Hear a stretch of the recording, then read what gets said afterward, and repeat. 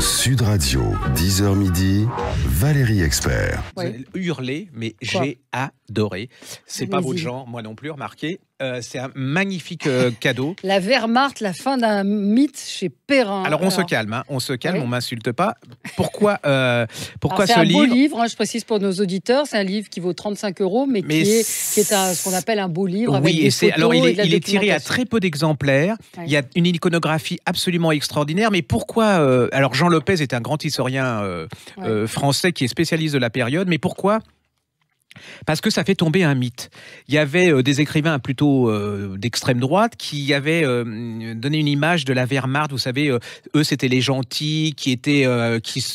parce qu'ils avaient donné allégeance à Hitler, donc ils ne pouvaient pas faire autrement. Et puis, il y avait les méchants nazis. Et là, il remet absolument tout en question. C'est-à-dire qu'il fait remarquer que ils ont fait des exactions absolument abominables dans les pays de l'Est.